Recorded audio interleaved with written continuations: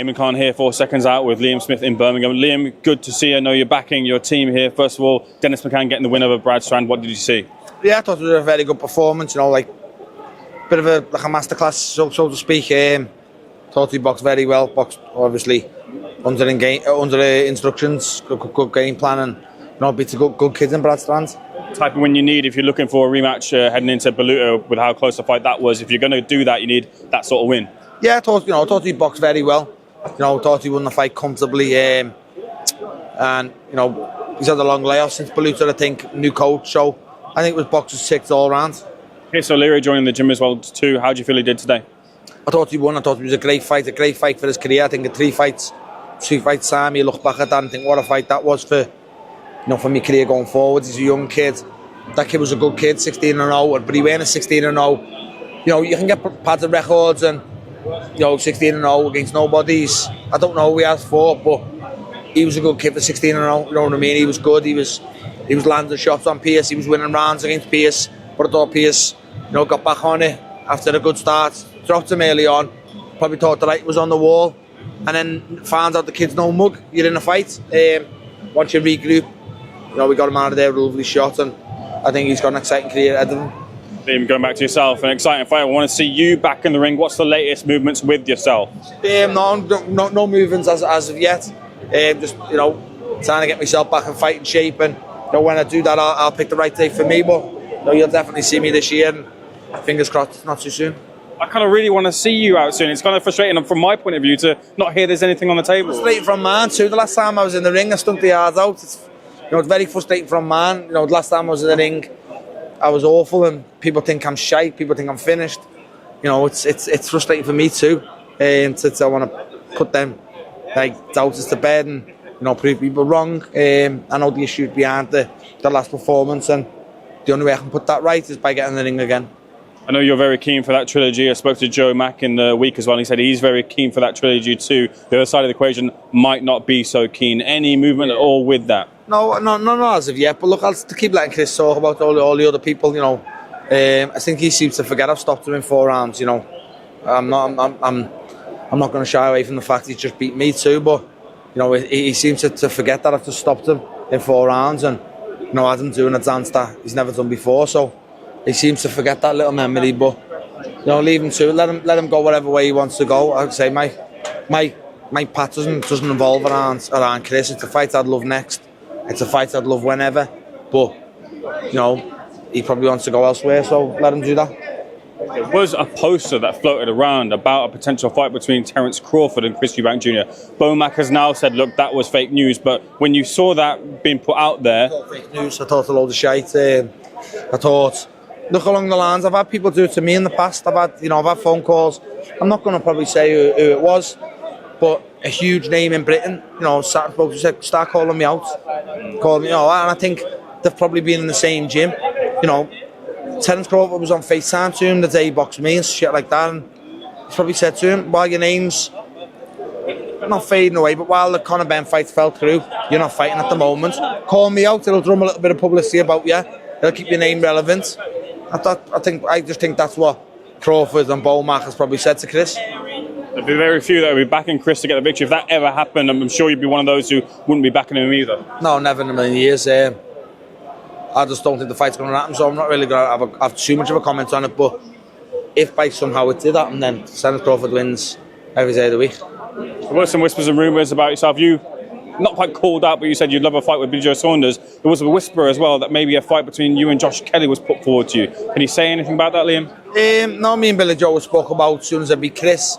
And yeah, Josh Kelly got mentioned to me a while back of Wasserman. And I was like, you know, would the fight Josh Kelly? And I think everybody knows the answer to that, but you know, nothing ever come of it. There was no like solid concrete offer, and there was also, obviously, I think that fight's about 154, which next time round I'm not making 154. I'm not going to do to my body what I done to it last time. I'm gonna, you know, I'll do 160 and I'll do it properly this time. If they want to make a fight with anyone in the world at 154 after that, then I'm all for it.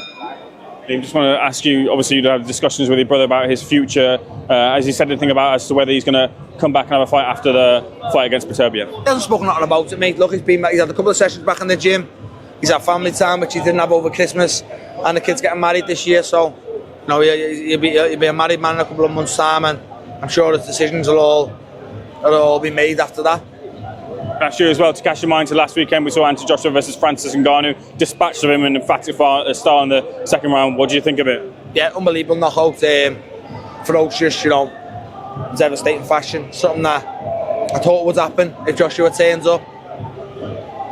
It's weird because something that Fury should have done, but obviously Tyson would have never done it in that fashion because that's not Tyson. He doesn't punch like Joshua punches.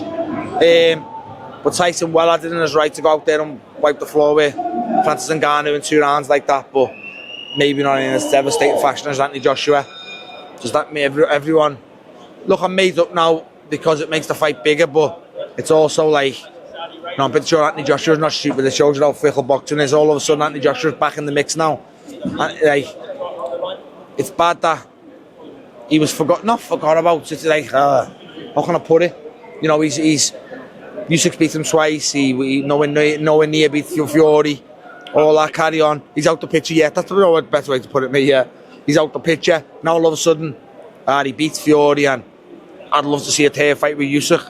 I'm pretty sure before that fight with Ngannou, if it was Joshua and Usyk 3, people would have been pissed off about it.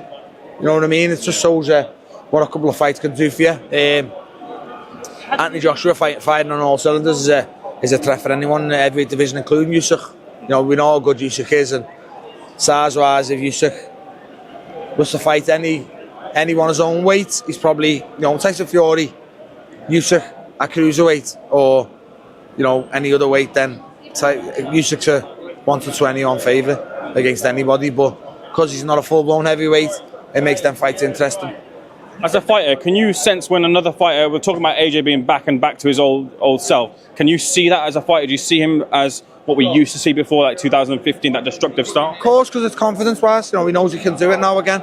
You know, everyone, muscle memory, you know, you need to be reminded, you need to remind yourself you can do it. And, you know, his performances, Otto Warren was a great performance from Joshua. That was a devastating KO that he's going to be seeing every time he switches his phone on. Just you know, he's reminding himself, you know, I have still got it. I'm not shot to bits. I'm not gun shy, as people seem to speak about him last time. So, you know, he's probably confident in himself now. That next time round against someone who's too good for him, like a Usyk, he might know in his own head, I maybe can't stand and I'll box Usyk for 12 rounds. I have to go for him, and it might be a different fight. How do you think he fares against Hrgovic? A good fight. All in fights are a good fight. Experience plays a big part in them, but you know, he asked me to pick a winner now. I'd probably put my money on Joshua starching him. Talking about the heavyweight perspective changing as it always does with these fights, now people are looking at the cross-referencing between the Ngannou performance from Fury and of AJ, and they're saying that if Fury and AJ met each other, Anthony Joshua the favourite, maybe even by knockout. What do you feel about that? That's just like so how fickle it is. The same person who tell you that now, I guarantee it, if you probably pulled a camera off their conversation 5 months ago, they'd be saying Fury batters him and Joshua is shit. That was the things I heard coming out of people's mouths. It's a crazy sport we're in because it's an opinionated sport and the fans are all opinionated. So again, it's just it's mad, and it's boxing for you. Has the Fury cut that he suffered in camp changed anything about how you would pick Fury and Usyk? No, I think the Ngannou fight probably has, because confidence-wise, I think Tyson Fury is not going into it on a great run of confidence, because, as I said before, you've got to remind yourself you're only as good as you've been, and when you remind yourself how good you are, that's when your confidence is at the top. So Fury will be reading himself getting slagged from the Ngannou fight, and confidence-wise, he won't be great at the moment, but I'm liking what I'm seeing with him. I think he looks in great shape. I have stood since. I think he looks in good shape, and I think he looks in a very good shape, and I'm excited to see his next fight. Lastly, Liam, on that card as well, we saw Majmov versus Kurbanov. Kurbanov, someone you fought, and for a lot of people, including myself, should have got that victory there on the scorecards. Wasn't to be for whatever reasons, but I wonder what you thought of Kurbanov being dispatched there by Majmov. I thought it was a good little fight while it was on. All in all, I thought Kurbanov shit himself. Probably first time out of Russia. maybe first time out to Ekaterinburg, I thought he swallowed it a little bit. Didn't have the team he usually has with him. Didn't have the big crazy entourage he had in Russia. And I thought all week, every time I seen him, I just thought, yeah, you're a little bit rabbit in the headlights. Madrimov was just Madrimov. You know, he's a handful for anyone at 154 though. Yeah, I just think, you know, he's a good fighter. I just think he's not great, but, you know, he's a handful. I believe the final word with you. If we were to pin a date as to when you're going to be back? July or maybe the end of June. Hopefully see you soon, Liam. Appreciate it. Good man.